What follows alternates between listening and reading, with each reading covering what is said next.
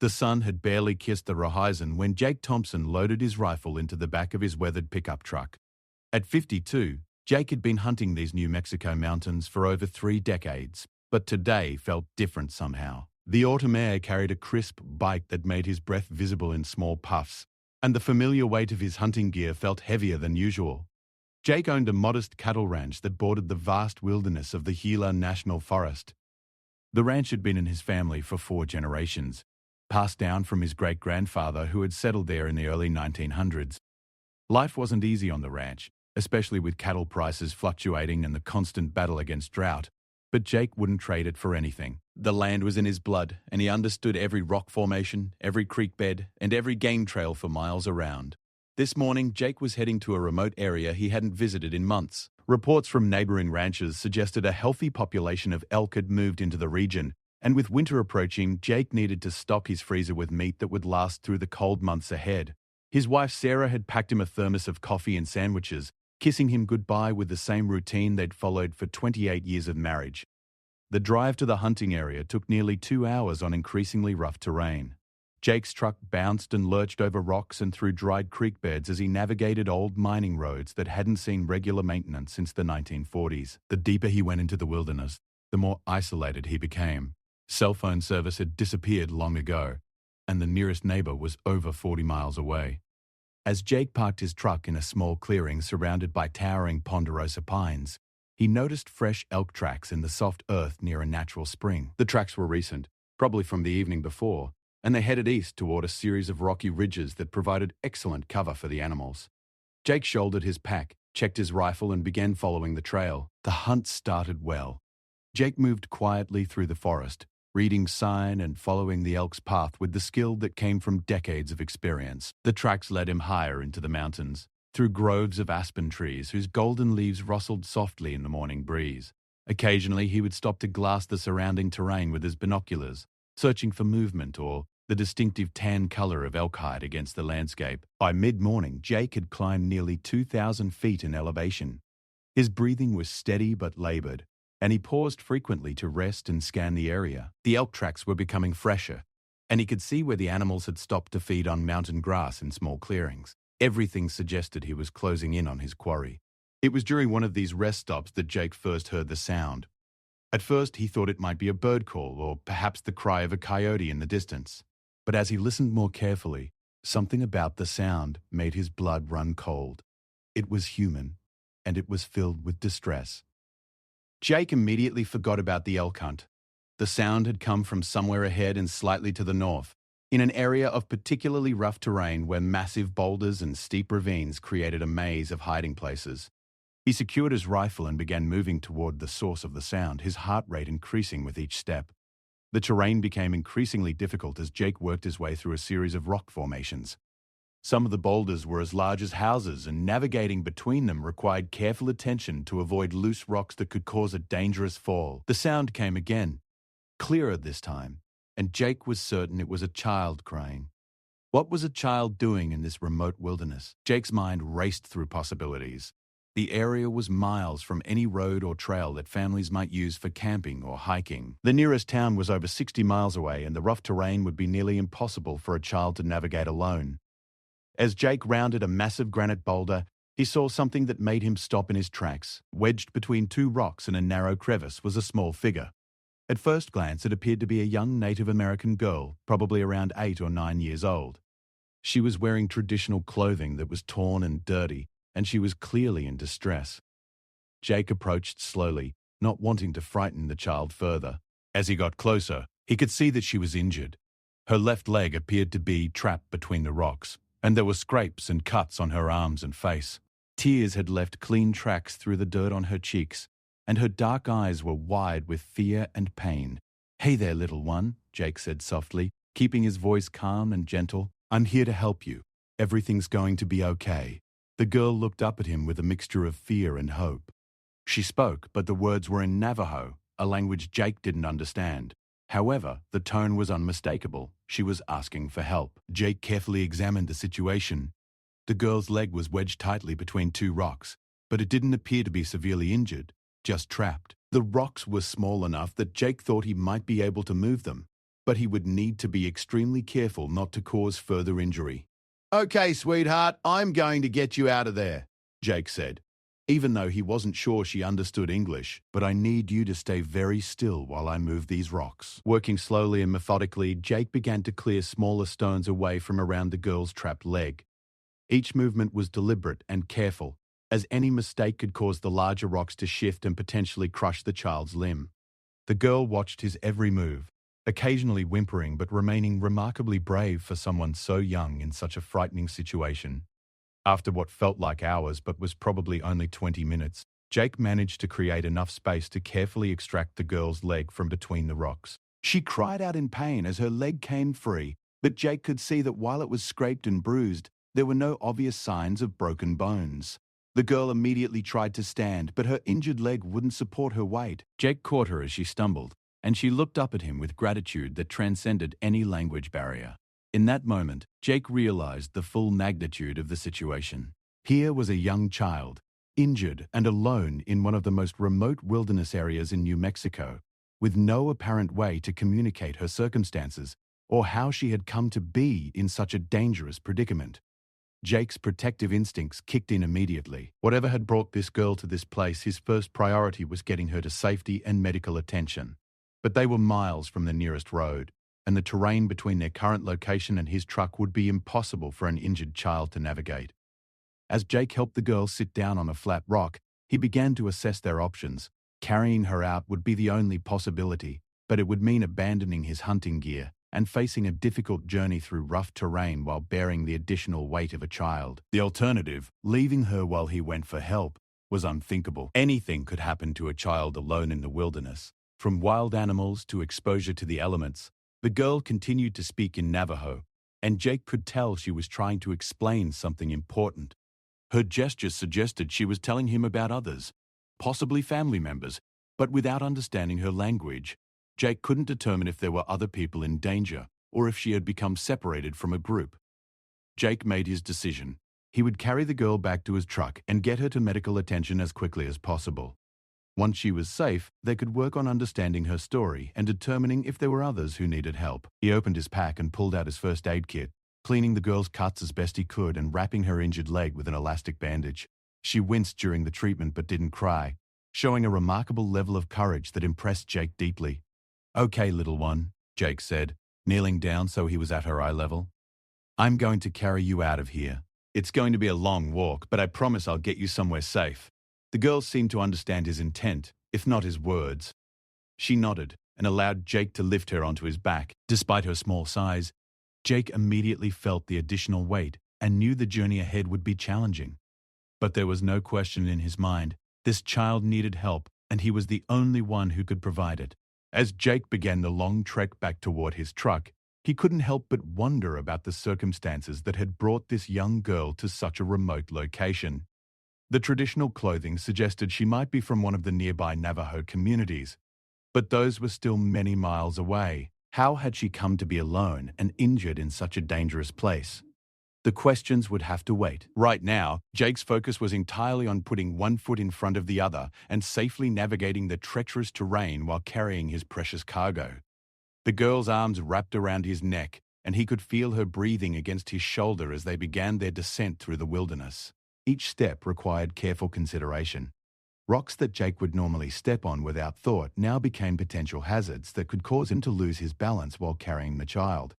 Stream crossings that were simple when traveling alone became complex operations requiring multiple careful steps to ensure both he and the girl remained dry and safe. The girl remained remarkably quiet during the journey, only occasionally making small sounds when Jake's movement jostled her injured leg. Her resilience amazed him, and he found himself developing a deep respect for this brave young person who had endured so much without complaint. As they traveled, Jake began to notice details about the girl that he had missed during the initial rescue. Her clothing, while torn and dirty, was beautifully made with intricate beadwork and traditional patterns. Her hair was braided in a style that spoke of care and cultural pride. These weren't the clothes of a child who had simply wandered away from a camping trip. They suggested someone from a traditional family with strong cultural ties. The sun climbed higher as Jake and his young passenger made their way through the wilderness. The temperature rose, and Jake found himself sweating heavily under the combined effects of the physical exertion and the warm autumn sun. He stopped periodically to rest and give the girl small sips of water from his canteen, always making sure she was comfortable before continuing. During one of these rest stops, the girl spoke again in Navajo. This time her tone was different, less distressed and more conversational. Jake got the impression she was trying to tell him her name or perhaps thank him for helping her. He wished desperately that he could understand what she was saying, but he smiled and spoke gently to her, hoping his tone would convey the care and concern he felt. As they continued their journey, Jake began to recognize landmarks that indicated they were getting closer to his truck. The familiar rock formations and tree groupings that had guided him into the wilderness now served as beacons leading them back to civilization. Each recognized landmark lifted Jake's spirits and gave him renewed energy for the challenging trek. The girl seemed to sense that they were making progress towards safety. Her grip around Jake's neck remained steady, but some of the tension had left her small body. Occasionally, she would point to something they passed, a bird, an interesting rock formation, or a wildflower, and make small comments in her native language. Jake found these moments touching, as they suggested that despite her ordeal, the child's natural curiosity and wonder about the world around her remained intact. As the afternoon sun began its descent toward the horizon, Jake finally caught sight of his pickup truck through the trees. The familiar blue paint and chrome bumper had never looked so welcome. The girl must have seen it too, because she made an excited sound and pointed toward the vehicle. Jake's legs were aching, and his back was sore from carrying the additional weight for so many miles. But the sight of his truck gave him a final surge of energy. They had made it safely out of the wilderness, and now they could focus on getting the girl the medical attention she needed and solving the mystery of how she had come to be alone in such a remote location. As Jake approached his truck, he realized that his adventure was far from over. Getting the girl to safety was just the first step in what promised to be a complex situation involving local authorities, medical personnel, and probably tribal officials. But none of that mattered right now. What mattered was that a vulnerable child was safe, and Jake felt a deep satisfaction in knowing he had been in the right place at the right time to help someone in desperate need. Jake gently lowered the girl from his back beside his pickup truck, helping her sit on the tailgate while he caught his breath. The long trek through the wilderness had taken nearly 4 hours, and both he and his young passenger were exhausted. The girl's leg was clearly causing her pain, but she remained stoic, watching Jake with curious dark eyes as he prepared for the next phase of their journey. Opening the truck's cab, Jake retrieved a clean blanket from behind the seat and wrapped it around the girl's shoulders. The autumn air was beginning to cool as the sun moved lower in the sky, and he wanted to make sure she stayed warm during the drive to town. The girl pulled the blanket tighter around herself and spoke again in Navajo, her tone suggesting gratitude. Jake faced a critical decision about where to take the child. The nearest hospital was in Silver City, about 90 minutes away over rough mountain roads. However, there was a small medical clinic in the town of Reserve, only an hour away, staffed by a nurse practitioner who could provide initial treatment and assessment. Given the girl's injuries and the fact that she had been through a significant ordeal, Jake decided the closer option was better. Before starting the truck, Jake tried once more to communicate with the girl. He pointed to himself and said slowly, "Jake. My name is Jake." Then he pointed to her with a questioning expression. The girl understood immediately. She pointed to herself and said, "Ayana." The word was clear and musical, and Jake repeated it back to her with a smile. She nodded approvingly, and for the first time since he had found her, Jake saw a small smile cross her face. "Ayana," Jake said again, committing the name to memory. "Okay, Ayana. We're going to drive to town and get that leg looked at by a doctor." As Jake started the truck and began navigating the rough mining road back towards civilization, he couldn't help but steal glances at his passenger in the rearview mirror. Ayana sat quietly in the back seat, looking out the window at the passing landscape with an expression that seemed both sad and thoughtful. Jake wondered what she was thinking, and more importantly, what her story was. The drive to Reserve proved to be more challenging than usual. The roads were in poor condition, and Jake had to drive slowly to avoid jarring Ayana's injured leg with the trucks bouncing and swaying. Every pothole and rock in the road seemed amplified by his concern for the child's comfort, and he found himself taking routes he normally wouldn't consider just to provide a smoother ride. About halfway to town, Jake noticed that Ayana had become more animated. She was pointing out the window and speaking rapidly in Navajo, her voice carrying notes of recognition and excitement.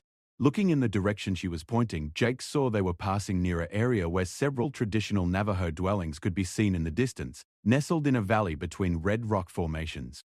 This gave Jake hope that they might be getting closer to Ayana's home territory. If she recognized the landscape, it was possible that her family lived somewhere in the area, which would make reuniting her with them much easier. He made a mental note to ask the authorities in reserve about local Navajo communities and whether any children had been reported missing. As they continued toward town, Ayana's behavior became increasingly alert and engaged. She seemed to recognize more of the landscape, and her earlier distress had been largely replaced by an eager watchfulness. Jake began to feel optimistic that they would be able to solve the mystery of how she had ended up alone in the wilderness and get her safely back to her family. The small town of Reserve appeared ahead as they crested a hill, its modest collection of buildings looking like an oasis of civilization after their wilderness ordeal. Jake drove directly to the medical clinic, a small building attached to the volunteer fire department that served the medical needs of the rural community. Nurse practitioner Maria Santos was just finishing up with another patient when Jake carried Ayana through the clinic's front door. Maria, a woman in her 40s with kind eyes and graying hair, immediately recognized the urgency of the situation and quickly ushered them into an examination room. "What do we have here?" Maria asked, her professional demeanor mixed with obvious concern for the injured child.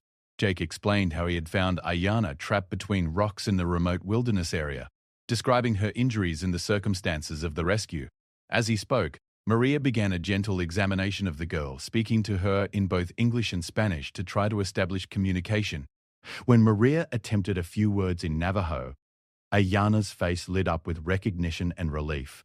Maria's grandmother had been Navajo, and while she wasn't fluent in the language, she knew enough to conduct a basic conversation about injuries and pain levels. Through their limited shared vocabulary, Maria learned that Ayana's leg was painful, but that she didn't think it was broken. The examination confirmed this assessment. While badly bruised and scraped, there were no signs of fracture or serious injury. Maria cleaned and bandaged the wounds, gave Ayana something for pain, and pronounced her to be in remarkably good condition considering her ordeal. While Maria worked, Jake contacted Sheriff Tom Morrison to report finding the child. Sheriff Morrison, a long-time resident of the area who knew every family within 50 miles, was puzzled by Jake's description of the situation. No missing children had been reported, and no Navajo families in the immediate area had lost a daughter matching Ayana's description. "This is strange, Jake," Sheriff Morrison said over the phone. "I know all the local families, and I can't think of anyone missing a child. Are you sure she's from around here?" "She seemed to recognize the landscape on the drive-in," Jake replied, "and she was wearing traditional clothing, so I assumed she was from one of the local communities." "I'll make some calls," the sheriff promised. "In the meantime, can you bring her to the station? We'll need to document everything and try to figure out where she belongs." After Maria finished treating Ayana's injuries, Jake carried the girl to his truck for the short drive to the sheriff's office.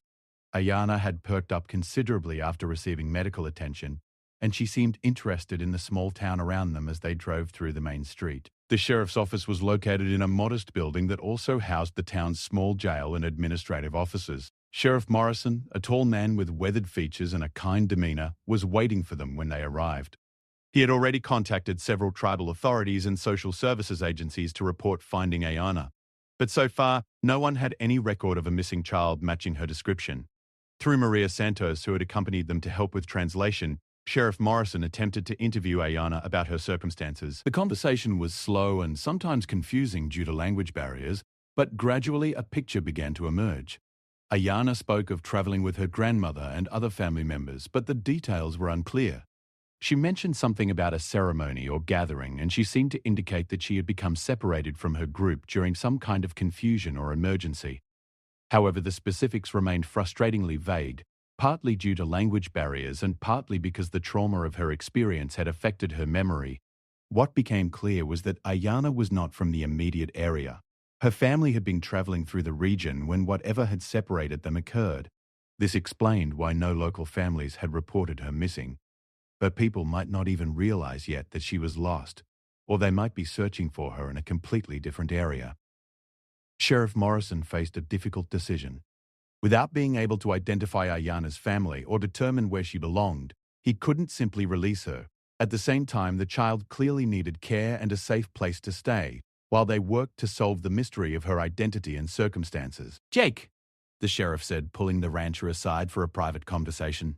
"I'm going to need to contact social services about temporary placement for the girl until we can locate her family. It might take several days to sort this all out."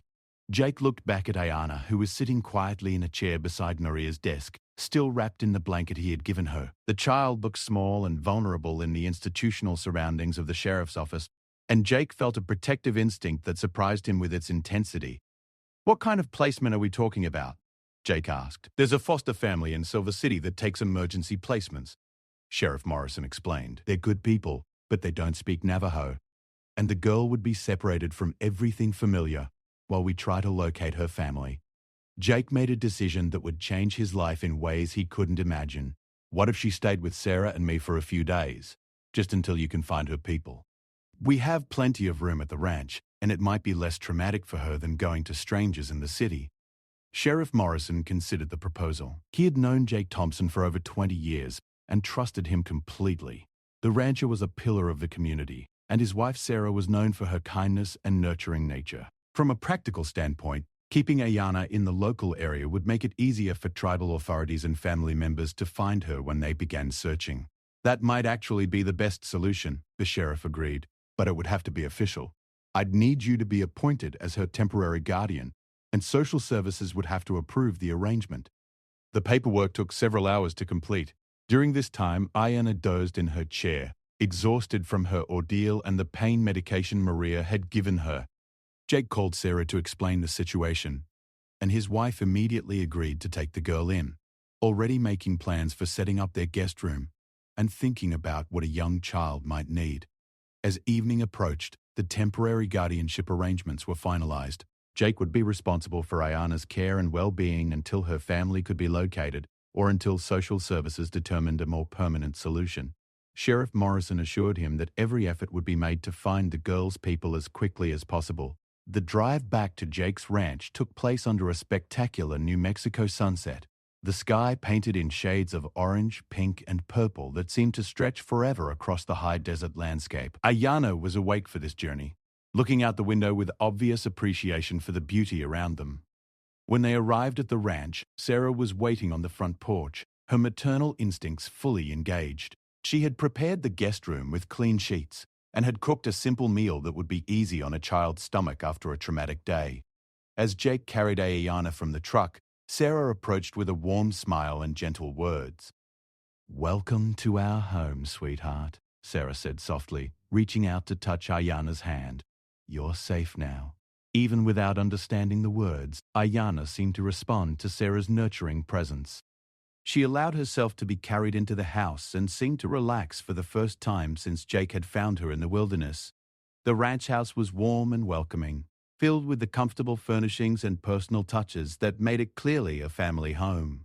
Ayana looked around with curious eyes, taking in the Native American artwork that decorated the walls, pieces that Jake and Sarah had collected over the years from local artisans. Sarah had prepared a bath for Ayana, and after some initial shyness, the girl allowed herself to be helped out of her torn traditional clothing and into the warm water. Sarah was careful to preserve Ayana's garments, understanding their cultural significance and hoping they might provide clues about her identity. After her bath, Ayana was dressed in some of Sarah's old clothes that had been adjusted to fit her small frame. She looked tiny in the oversized garments, but she seemed comfortable and grateful for the clean, warm clothing. Sarah had prepared a simple meal of soup and bread, and Ayana ate hungrily, apparently not having had food for quite some time. As the evening progressed, Ayana began to show signs of the day's emotional and physical toll. Despite her obvious exhaustion, she seemed reluctant to go to sleep, perhaps fearing that she would wake up alone again, or that her rescuers might disappear during the night. Sarah, understanding the child's anxiety, sat with Ayana in the guest room, singing soft lullabies and stroking her hair until the girl finally fell into a deep sleep. Jake watched from the doorway, marveling at his wife's natural ability to provide comfort and security to a frightened child. As Jake and Sarah settled into their own bed that night, they talked quietly about the extraordinary day they had experienced. Finding Ayana had changed something fundamental in their lives, even if they couldn't yet understand exactly what that change would mean. "Do you think we'll be able to find her family?" Sarah asked, her voice filled with concern for the child sleeping down the hall. "I hope so," Jake replied. "She clearly has people who love her. You can see it in the way she carries herself, in her clothes, in her strength. Someone raised that little girl with care and pride." Neither of them could have predicted that their temporary act of kindness would evolve into something much more significant. As they drifted off to sleep, Ayana was beginning what would become a profound journey of cultural bridge building, healing, and unexpected family bonds that would change all of their lives forever. The next morning would bring new challenges and discoveries as the search for Ayana's family intensified and the true circumstances of her separation from her people began to emerge. But for now, a lost child was safe and warm, surrounded by caring adults who were committed to protecting her and helping her find her way home. The morning sun streamed through the windows of the Thompson ranch house as Sarah quietly checked on Ayana. The child was still sleeping deeply, curled up in a comfortable guest bed with her dark hair spread across the white pillowcase. The events of the previous day seemed almost dreamlike in the peaceful morning light, but the presence of this young Navajo girl in their home was very real. Jake had risen early, as was his habit, to tend to the cattle and complete his morning ranch duties. However, his mind was far from his usual routines. Every few minutes he found himself glancing toward the house, thinking about the child inside, and wondering what new developments the day might bring in the search for her family.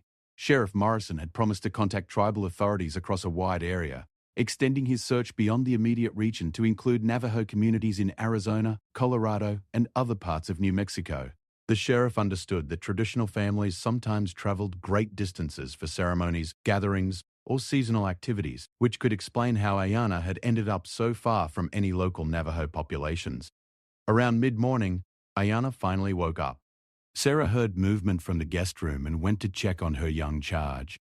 The girl was sitting up in bed, looking around the unfamiliar room with alert but cautious eyes. When she saw Sarah, her expression relaxed, and she offered a small smile that warmed Sarah's heart. "Good morning, sweetheart," Sarah said gently, approaching the bed slowly. "How are you feeling today?" Ayana spoke in Navajo, her tone indicating that she was asking a question, possibly about where she was or what would happen next. Sarah wished desperately that she could understand and respond in the girl's own language, but she conveyed as much care and reassurance as possible through her tone and gentle gestures. Sarah had prepared clothes for Ayana, a simple dress and cardigan that, while too large, were more appropriate than the oversized adult clothing she had worn the night before. She had also laid out Ayana's traditional clothing, now clean and mended where possible in case the girl preferred to wear her own garments. Ayana examined both sets of clothing thoughtfully, then chose to wear her traditional dress. Sarah helped her get dressed, admiring the intricate beadwork and beautiful patterns that decorated the garment. The clothing was clearly made with love and skill, reinforcing Sarah's belief that Ayana came from a family that valued their cultural heritage. After getting dressed, Ayana joined Sarah in the kitchen for breakfast. Sarah had prepared simple foods that would be familiar to most children: eggs, toast, and fresh fruit. Ayana ate with obvious hunger, and Sarah noticed that she was careful to eat neatly and politely, suggesting good upbringing and family training in proper behavior. While they were eating, Jake returned from his morning chores with news. Sheriff Morrison had called to report that tribal authorities in Window Rock, Arizona, had information about a family that might match Ayana's description. A traditional Navajo family had been traveling to a healing ceremony in the Colorado mountains when their vehicle had broken down in a remote area. During the confusion of dealing with the mechanical problems and arranging for help, their young daughter had apparently wandered away and become lost. "They've been searching for her for 3 days," Jake explained to Sarah. "The family is beside themselves with worry. Sheriff Morrison is arranging for them to come here to see if this is their daughter." Sarah felt a mixture of relief and sadness at this news. Relief because it seemed likely that Ayana's family had been found, but sadness because she had already begun to feel protective and attached to the brave little girl who had endured so much with such courage. The waiting was difficult for everyone. Ayana seemed to sense that something important was happening, and she became increasingly alert and watchful as the morning progressed. Sarah tried to keep her occupied with simple activities, showing her around the ranch and introducing her to the gentler animals, the barn cats, chickens, and an old horse named Sugar, who was particularly patient with children. Ayana showed immediate comfort and skill around the animals, suggesting she was accustomed to rural life. She seemed especially drawn to the horses, speaking to them in soft Navajo words and displaying an intuitive understanding of how to approach and interact with them safely. Jake watched from a distance, impressed by the girl's natural abilities and wondering what her life had been like before her frightening ordeal in the wilderness. Around noon, a dust cloud on the horizon announced the arrival of vehicles. Sheriff Morrison's patrol car was followed by a pickup truck carrying several Native American adults. As the vehicles approached the ranch house, Ayanna suddenly became very excited, pointing and speaking rapidly in Navajo. The truck stopped, and a woman in traditional dress jumped out before the vehicle had completely stopped moving. She was followed by an older man and several other family members, all moving urgently toward the ranch house. The woman was calling out in Navajo, and Ayanna responded with cries of joy and recognition. "Shima! Shima!" Ayanna called, running toward the woman with her arms outstretched, despite her injured leg. The reunion was immediate and emotional.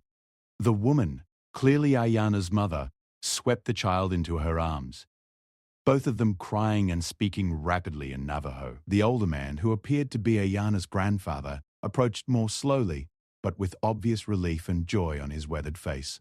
Sheriff Morrison facilitated the necessary introductions and explanations. The family was indeed searching for Ayanna, whose full name was Ayanna Begay. She was 9 years old and lived with her extended family on the Navajo Nation in northeastern Arizona. They had been traveling to a traditional healing ceremony in Colorado when their truck had broken down in a remote mountain area. During the confusion of dealing with the breakdown and waiting for help to arrive, Ayanna had wandered away from the family camp, apparently following a small stream that she found interesting. By the time the family realized she was missing, darkness was falling, and the rough terrain made searching extremely dangerous. They had spent 3 days searching with the help of tribal police and volunteers before learning through official channels that she had been found safe. Through an interpreter who had accompanied the family, Jake and Sarah learnt the full story of Ayanna's ordeal. After wandering away from her family's temporary camp, she had become lost in the wilderness. She had spent 2 days trying to find her way back, surviving on water from streams and the few edible plants she recognized from her grandmother's teachings.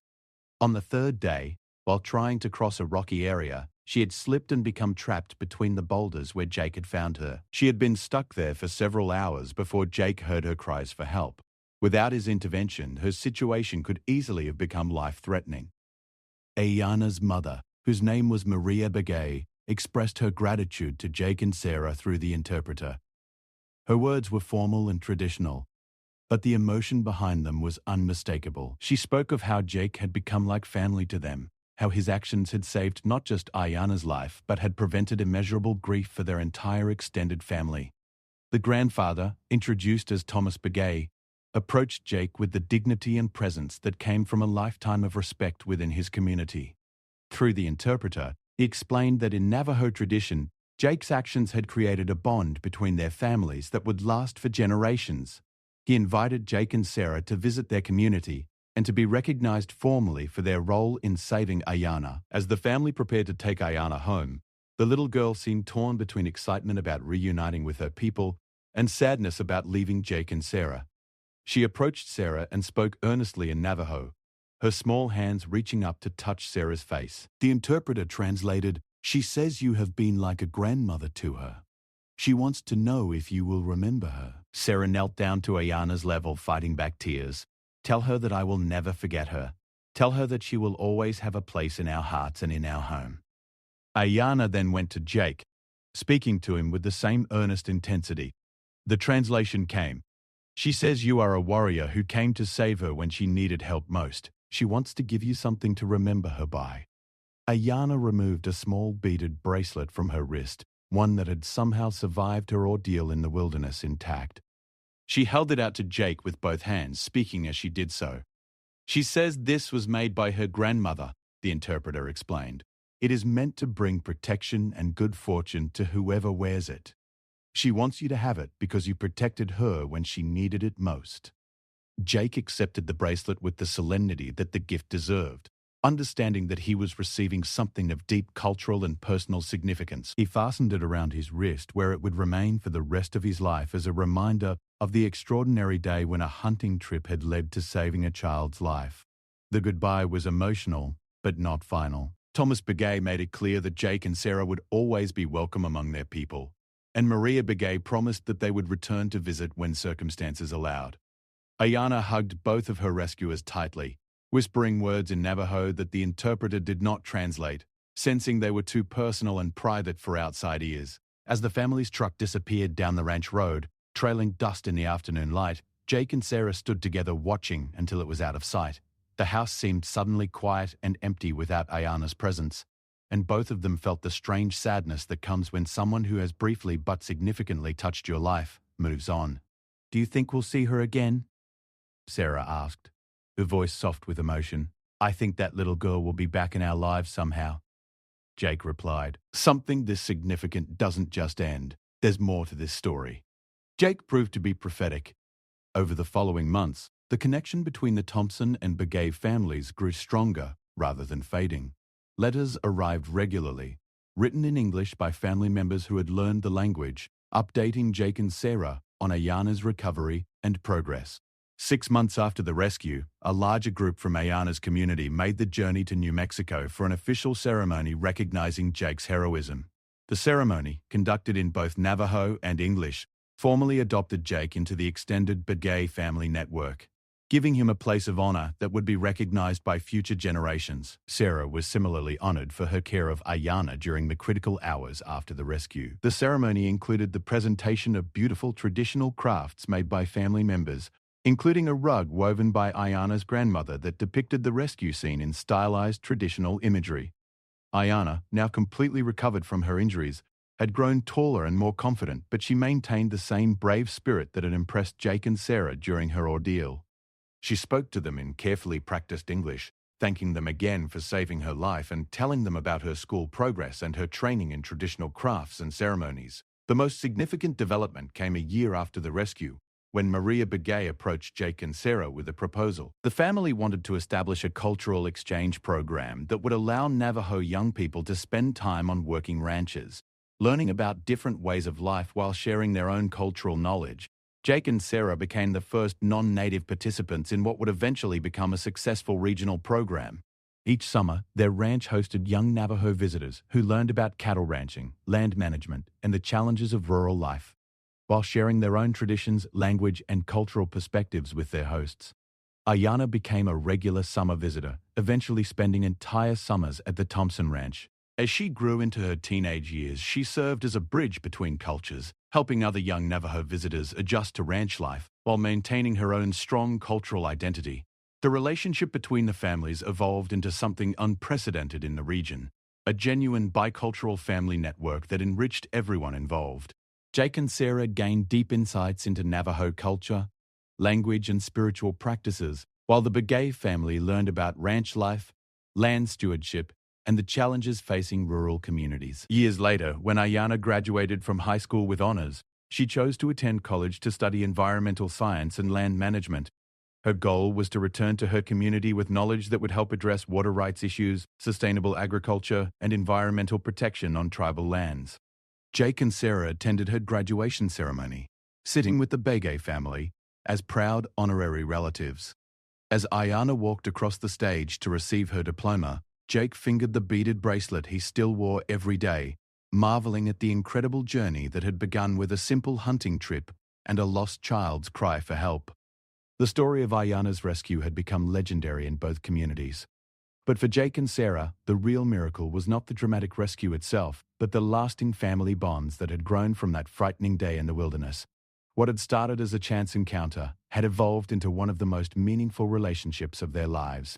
As Jake often told the story in later years, he had gone hunting for elk that day and had found something far more valuable.